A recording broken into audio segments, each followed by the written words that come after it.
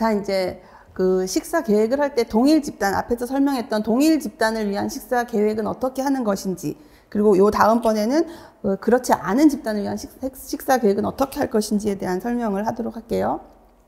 자, 세 번째, 일단 동일 집단을 위한 식사 계획은 계획을 위한 식사 섭취 상태 평가를 일단 합니다. 어떻게 먹고 있는지를 먼저 1차적으로 평가를 하라는 얘기죠. 그래서 보시면 계획을 위한 식사 섭취 상태 평가는 집단의 식사 계획을 할 때 대상자들의 식사 계획 목표를 정하는 것이 우선인데, 이것을 정하려면 지금 어떻게 먹고 있는지를 알아야 된다는 것이에요. 그리고 또 이제 반복돼서 하는 거지만 평균 필요량보다 적게 먹는 사람들에 대한 섭취 부족을 목표로 하여서 발생 비율을 결정한다. 이건 무슨 뜻이냐면 평균 필요량보다 적게 먹는 사람을 우리 집단은 내가 몇 프로로 만들겠어. 전혀 없게 할 수는 없거든요. 어떤 집단이든지 간에 평균 필요량보다 적게 먹는 사람들이 있어요. 그 사람들이 잘못 먹는 게 아니라는 거죠. 건강하다면. 그래서 모든 사람들은 자기에게 필요한 필요량이 정해져 있는데 그게 사람마다 다릅니다. 그래서 그 집단에서 정해놓은, 그러니까 나라라고 할 수 있죠. 우리가 정해놓은 섭취 기준 틀에서 기준을 잡자면 평균 필요량인데, 평균 필요량보다 적게 먹는 사람을 나는 우리 집단에서는 5%로 만들면서 식단을 계획할 거야. 이렇게 발생 비율을 우리가 결정하겠다는 거예요. 평균 필요량보다 적게 먹는 사람들을 몇 % 밑으로 내가 해야겠다라는 것을 정한다라는 거죠. 이때 평상시 섭취하는 것을 토대로 해서 그 분포도를 확인하는 방법을 통해서 하는데, 이건 나중에 예시를 보면 여러분들이 이해할 수가 있습니다. 그러니까 지금 현재 먹고 있는 사람들이 이렇게 먹고 있으니 이것보다 줄여서 내가 뭐 몇 프로를 하겠어, 이렇게 계획을 하라는 거죠. 근데 그 계획이 그냥 무작정 10%가 좋겠어, 5%가 좋겠어 이렇게 잡는 게 아니고 어떤 기준이 있어야 되는데, 만약에 그러한 자료가 없다면 국가 단위에서 조사한 어떤 기본적인 틀을 가져다가 대상자 비율을 결정하는 것이 맞다라는 거죠. 근거를 가지고 비율을 결정해라라는 겁니다. 그 다음에 또 하나는, 여기까지는 평균 필요량에 대한 얘기라면, 충분 섭취량을 기준으로 하는 영양소의 경우는 그 대상 집단의 일상 섭취량의 평균이 적정 섭취량의 목표로 하도록 한다. 이 적정 섭취량도 충분 섭취량 정도로 대부분 맞추는 거예요. 이렇게 하도록 하는 것이 좋겠다라고 기준을 잡는 것에 대한 설명으로 보시면 됩니다. 그 다음에 이제 또 하나는 평소 섭취량이 정규 분포 만족을 하는지, 그 집단에 있어서 정규 분포를 하는 것인지 정규 분포를 하지 않는지에 따라서 아까 얘기했었던 목표 평균 섭취량, 그러니까 우리가 계획해야 되는 목표 섭취량, 평균 섭취량을 계산하는 공식이 다르다는 거예요. 그래서 정규 분포를 만족한다면 이 공식을 외울 필요는 없습니다. 이런 방법이 있다라는 거예요. 그럴 경우에는 목표 섭취량은 평균 필요량에다가 G값, 이것도 제시해 주겠죠. 이런 거에다가 표준 편차를 뭐 곱했는 값으로 우리가 한다라는 것이 있고, 또 하나는 대부분이 랜덤한 사람들이 모여서 먹는 집단인 경우는 정규 분포를 만족하지 않는 경우가 대부분이에요. 그래서 이럴 경우에는 평균 필요량에다가 평균 필요량보다 적게 먹는 사람들이 먹는 비율이 먹고 있는 그 양을 떼서, 그 다음에 그들이 먹는 중앙값을 더하는 이런 방법을 통해서 목표 섭취량을 구한다 그랬어요. 왜 이렇게 하는가 하면 앞에서 설명을 했죠.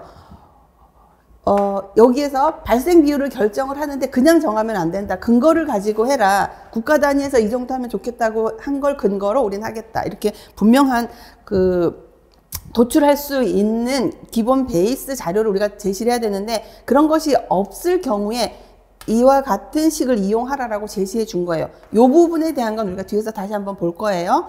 또 섭취 필요량이 정규 분포를 만족시키지 못하는 이런 경우에는 집단의 경우 영양소 필요량과 섭취량의 확률 분포를 고려해서 섭취량이 부족할 위험이 있는 사람의 비율을 추정하는 확률적인 방법을 사용해서 우리가 추정을 할 거다. 요걸 이용한 예시를 보면서 다시 한번 보도록 하겠습니다. 여기까지 대략적인 내용은 전체적으로 집단에 대한 식사 계획을 할 때는 그 집단에서 섭취 부족에 해당하는 사람들을 최소화시키는데 그 숫자를 만들기 위해서 다양한 식들을 이용하더라라는 것까지 이해를 하시면 되고, 그 다음에 또 하나 여기서 뭐라고 했냐면요, 섭취량의 정규 분포 만족 여부에 따라서 목표 섭취량의 산출을 다음과 같이 하는데, 정규 분포 만족, 정규 분포 만족하지 않는 두 가지가 있었고, 또 하나는 이제 에너지에 대한 걸 별도로 설명하고 있어요. 에너지는 알다시피 평균 필요량에 해당하는 것을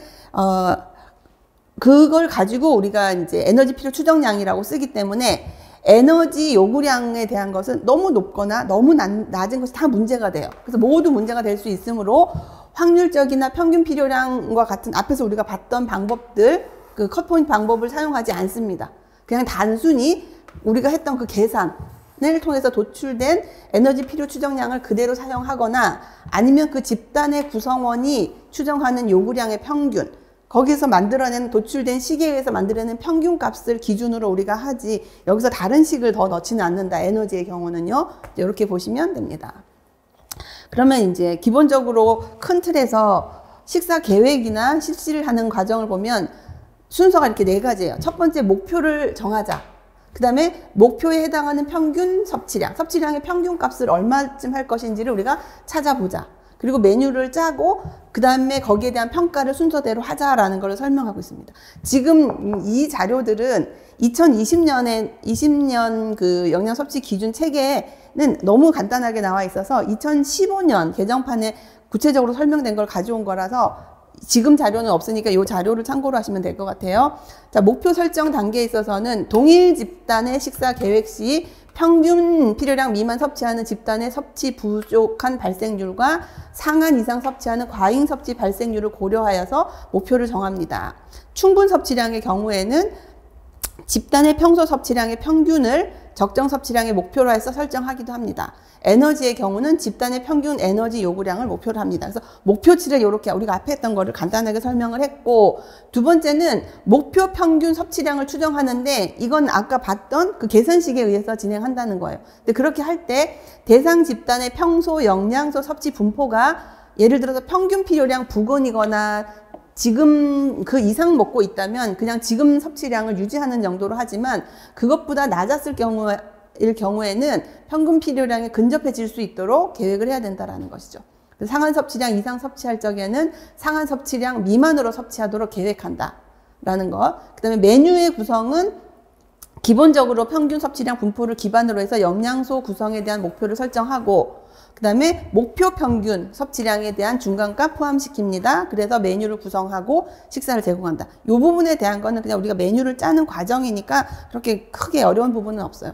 또 식사 구성안을 이용해도 되고, 또 기존의 메뉴를 토대로 해서 식단을 작성할 수도 있고, 분석을 통해서 목표로 설정한 영양소가 제대로 충족되고 있는지 한번 확인해 보고, 이것을 할 때는 폐기율과 잔반을 고려해서 구매하도록 한다. 이건 이제 영양사 업무를 하는 분들은 쉽게 이해할 수 있는 부분일 것 같아요. 그리고 한 다음에는 효과, 계획한 것이 제대로 됐는지에 대한 것을 평가를 하고, 필요하다면 수정해서 다시 적용을 한다. 이거는 이제 결과에 대한 부분이니까 이 정도로 정리를 하시면 될 것 같아요.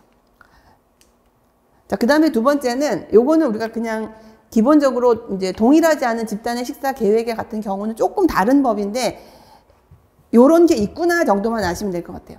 에너지와 영양소 요구량이 서로 다른 하위 집단을 대상으로 식사를 계획할 때는 그 밀도를 조정을 해서 이용을 해서 계획을 짜라. 영양 밀도는 영양소의 그 양을 1000kcal로 나누어서 계산하는 방법이 있는데, 이 두 가지가 있더라라는 것 정도, 이론 정도만 보시면 돼요. 예시된 게 없기 때문에 이제 여러분들이 어디서 봤을 때 한번 본 것 같네 정도만 아시면 됩니다. 보시면 단순 영양 밀도 접근법, 여기서 밀도 접근법을 얘기할 때 뭐라 그랬냐면, 영양소의 양을 열량, 칼로리에 대해서 비교를 해서 진행하라는 뜻이기 때문에, 여기서는 에너지 필요량이라든지 에너지 섭취량에 대한 얘기가 나옵니다. 그래서 에너지 필요량, 단순 영양 밀도 접근법은 에너지 필요량보다는 각 집단의 섭취량에 대한 중간값이 가장 높은, 여러 계층의 그 집단인데 그 중에 가장 중간값이 높은 하위 집단의 섭취량을 계획할 경우에 주로 사용을 하더라. 그래서 이거는 상당히 복잡한 거죠. 이걸로만 끝나는 건 아니에요. 그럼 왜 여기에서 영양소 섭취 부족 발생률이 생기는가? 그거는 가장 하위 집단에서 에너지 섭취를 고려하지 않았기 때문에 나오더라라는 결과가 있었던 거죠. 그래서 이것을 계획할 때는 단순 영양 밀도 접근법을 이용해서 하는 것이 좋겠다. 그리고 잘 안 되는 경우에는 아까 했던 것처럼 계획하고 평가해서 아니면 계획을 변경하고 또 평가해보는 것을 반복하면서 하는 것이 좋다. 그러니까 에너지 섭취량이 부족할 경우에 올 수 있는 것들에 대한 거고, 이것은 영양 밀도 분포 접근법이라고 하는 것은 대상 집단에 있는 그 아래쪽에 있는 하위 집단이 영양 밀도로 표시되는 섭취량의 분포도를 각각 다 조사를 해야 돼요. 그 조사 안에서 목표 평균 섭취량의 분포를 결정하는데 매우 어렵습니다, 이건. 그러니까 이론만 한번 보시면 돼요. 그리고 충분 섭취량을 가진 영양소에 대해서는 이것은 쓰는 것이 옳지 않다. 그리고 영양소 필요량이 가장 높은 하위 집단의 경우는 총 에너지에 대응하여서 밀도를 잡는데 목표 섭취량이 상한 섭취량을 초과하지 않는지 고려해서 계획을 잡도록 해라 라는 것을 설명하고 있습니다. 이 두 가지에 대한 것은 우리가 현장에서 직접 쓰기는 상당히 어려워요. 그래서 동일하지 않은 집단에 대한 부분들을 할 때에 대한 것은 이론적으로 이런 종류가 있구나 정도만 이해를 하시면 될 것 같습니다. 자, 이제 예시입니다. 집단에 대한 예시예요. 잘 설명해 봅니다. 들어보겠습니다. 첫 번째가 A 기업에서 근무하는 20대 여성 신입사원을 대상으로 급식을 통한 철의 공급을 제대로 해주기 위해서 이제 계획을 하려고 해요. 그렇게 하려면 평균 섭취량이 정규 분포를 만족하지 않는 대상 집단의 급식 계획을 해라. 우리가 앞에서 정규 분포를 만족하지 않는 집단에 대한 계산식과 그렇지 않은 계산식이 있었죠. 그걸 이용할 텐데, 첫 번째가 그렇다면 지금 이 20대 여성 신입사원들이 현재 어떻게 먹고 있는지를 조사를 한 겁니다. 24시간 회상법을 통해서 일상 섭취량을 조사를 해서 여러 가지 분석, 여기서 캔프로라고 했는데 프로그램을 돌려서 그 영양소를 분석을 해봤더니 이렇게 나온 거예요. 이거는 여기서부터는 섭취 기준에 대한 기준이죠. 20대 철에 대한 섭취 기준은 평균 필요량이 11, 권장이 14, 상한이 45인데 이 집단 전체가 먹었는 철을 다 더해서 인원수로 나누어 봤더니 평균 섭취량이 9가 나온 거예요. 전체적으로. 그러니까 평균 섭취량이 평균 필요량보다 적게 먹고 있는 거죠. 그러니까 안 되겠다. 이걸 좀 올려야겠다. 올리기 위해서 우리가 어떻게 할 건지에 대한 것을 이제 이 뒤에 진행을 할 겁니다.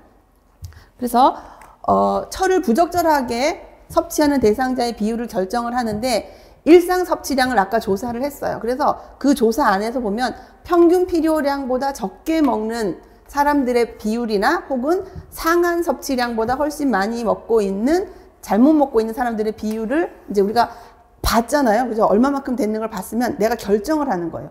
이거 너무 높아. 이 정도만 좋겠어. 라고 하는데 이 회사에서는 일상 섭취량의 분포에서 10% 이하가 평균 필요량 미만이 섭취할 수 있도록 계획을 하기로 한 겁니다. 그러니까 현재는 여기서는 몇 퍼센트인지는 사실은 여기서 세봐야 되는데 11이 평균 필요량이잖아요. 근데 평균 필요량인데 75%까지의 사람들이 그 밑 11보다 많이 먹는 사람이 그리 많지 않은 거죠. 대부분이 그보다 못 먹고 있다는 것이 여기 나온 거예요. 그래서 안 되겠다. 10% 이하로 먹는 사람, 이제 평균 필요량 미만 먹는 사람을 10% 이하로 만들자. 그렇게 하기 위해서 내가 식단을 계획하려고 하는데 제일 먼저 할 일은 이런 표를 한번 만들어 본다는 거예요.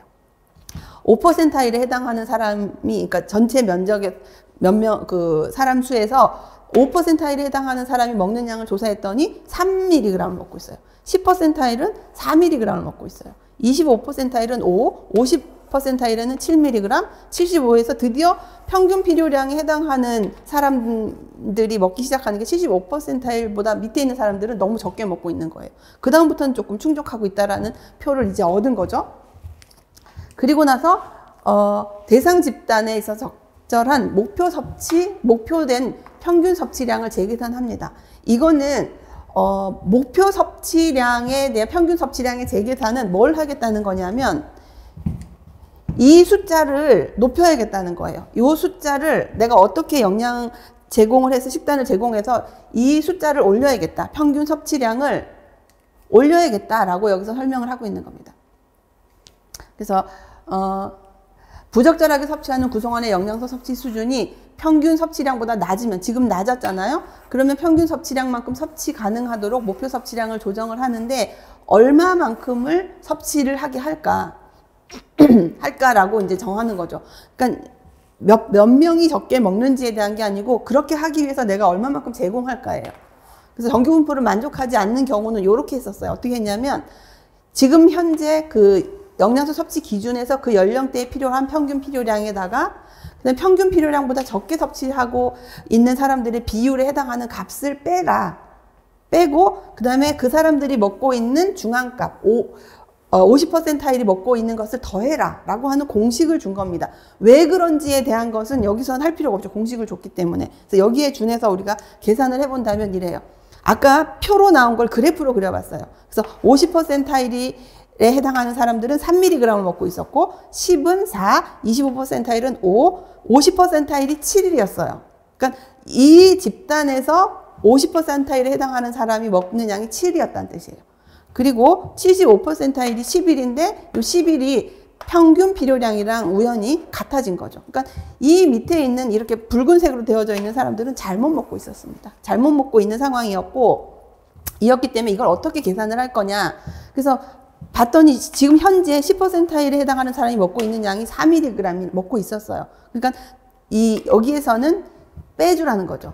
현재 평균 필요량은 11이었죠. 11. 그 다음에 내가 기준으로 잡은 10%타일 이하만이 평균 필요량보다 적게 먹는 것을 용납하겠어 라고 했기 때문에 이 10%타일에 해당하는 4를 빼고 이 전체 집단에서 중앙값에 해당하는 7을 더한 값이 14예요. 그래서 이렇게 제공해서 내가 어떻게 제공하든지 간에 이 사람들이 먹는 양의 평균 섭취량이 14가 되도록 하기 위한 표입니다. 근데 우연히 이게 여기까지 우연히 보시면 이게 14로 만드는데 권장 섭취량이 14인 거예요. 그래서 그냥 우연히 보면 권장 섭취량만큼 먹도록 했구나 이렇게 볼 수가 있는데 그게 아니고 굉장히 철저하게 조사를 해서 계산을 한 값이 우연히 얘하고 같았던 거지 이것이 꼭 되는 건 아닙니다. 예를 들어서 제가 이 집단의 영양사인데 나는 평균 필요량보다 적게 먹는 사람의 그 비율을 15%로 해야 되겠어. 아니 25%로 해야겠어. 라고 하면 25%에 해당하는 값인 여기가 5를 빼게 되는 거예요. 그럼 이게 13이 되겠죠. 그러면 이제 좀 달라지는데 지금은 우연히 14가 권장이랑 같아서 권장이랑 맞춘 거 아니야? 이렇게 볼 수 있는데 그건 아니라는 거예요. 이런 기준에 의해서 하는데 항상 여기서 여러분들이 이제 생각을 해야 될 게 뭐냐면 14만큼은 그들이 먹었는 양의 평균 값이다라는 겁니다. 먹었는 값에 대한 평균이 14가 되도록 하는 거다라는 걸로 정리를 하시고 자, 그 다음에는 이제 식사 계획을 할 때 앞으로 얘기했었던 것처럼 그 기준만큼 먹도록 해주고 식사 계획을 할 때 고려해야 될 사항은 목표 섭취량 분포를 기준으로 메뉴의 영양소 조성에 대한 초기 목표를 이제 설정을 했죠. 그리고 앞에서 예시했던 거는 당연히 철에 대한 거라고 얘기를 했어. 철에 대한 것만 조사를 해서 식사를 계획한 것이므로 실제 메뉴를 구성할 때는 다른 영양소들도 다 맞춰야 돼요. 그래서 식사를 계획해야 된다는 것을 잊지 말자라는 것이고 또 하나는 제공된 음식을 신입사원 모두가 섭취하는 것이 아니에요. 그러니까 내가 제공하는 게 14가 되면 안 돼. 예전에 내가 예를 들어서 아까 9가 나왔죠. 내가 항상 14를 줬는데 이 사람들이 9를 먹었다면 14가 평균 섭취량이 되기 위해서는 더 많이 먹여야 된다는 겁니다. 아니므로 실제 섭취량은 제공된 음식의 영양소 함량보다 적을 수가 있습니다. 이것도 고려를 하자. 그리고 제공할 메뉴를 설정하는 음식이 사용이 되는 폐기율, 잔반을 고려해서 구입을 해라. 이거는 뭐 당연히 잔반이나 폐기율까지 고려를 해서 우리가 이제 진행을 해야 되니까 결과론적으로 요 다음번 조사를 해봤더니 14mg이 평균 섭취량이 되도록 만들기 위해서 이 복잡한 과정을 거쳤다라고 정리를 하실 수가 있습니다. 자, 그 다음에 이제 결과 평가를 해요. 식사 계획자는 식사 섭취 시 개인이 섭취하는 음식량을 조절을 할 수가 있기 때문에 실제 섭취량과는 다를 수 있음을 일단은 인지를 해야 됩니다. 그러니까 계획한 사람 내가 이만큼 했다고 해서 그들이 다 먹지 않는다는 것도 우리가 알아야 되는 거죠.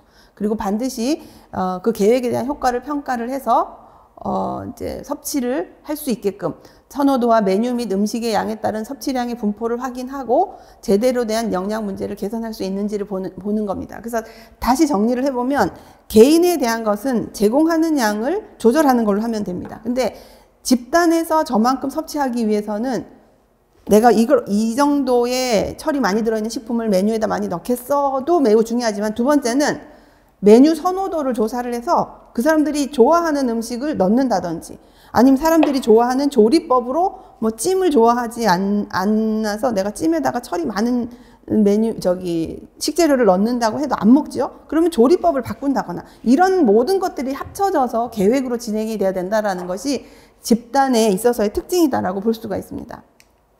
자, 이거 4번은 페이지가 앞쪽에 빈칸에다가 냈던 거라 참고하시면 되는데 이 영양소 섭취 기준의 분야별 활용 방안을 보시면 개인과 밑에 있는 집단에 대한 부분들은 방금 봤던 것처럼 개별적으로 그 사람들이 섭취 실태가 어떤지 평가를 하고 또 식단을 계획할 때 쓰는 거예요. 우리 써봤죠, 방금? 그 다음에 학교에서는 이 섭취 기준을 어떻게 쓸 수 있는가 급식을 할 때 사용할 수가 있고 또는 학생들을 대상으로 영양 상태를 평가할 때 또는 영양 교육을 하면서 그 가이드라인으로 아이들에게 제공하는 자료로 쓸 수가 있다. 병원에서는 환자의 급식을 계획하거나 영양 상태 평가, 그들의 식사 지도 등의 섭취 기준을 가지고 설명할 수가 있다. 또 산업체에서는 이 기준을 가지고 식품을 개발한다거나 식품 표시 등에 활용할 수가 있습니다. 또 정부 부처에서도 역시 식생활과 관련된 정책, 어떤 사업들, 그 다음에 실행하고 평가하는 과정에서 섭취 기준을 분야별로 활용할 수가 있다라는 걸로 볼 수가 있습니다. 자, 이렇게 해서 계획에 대한 부분을 살펴보았습니다.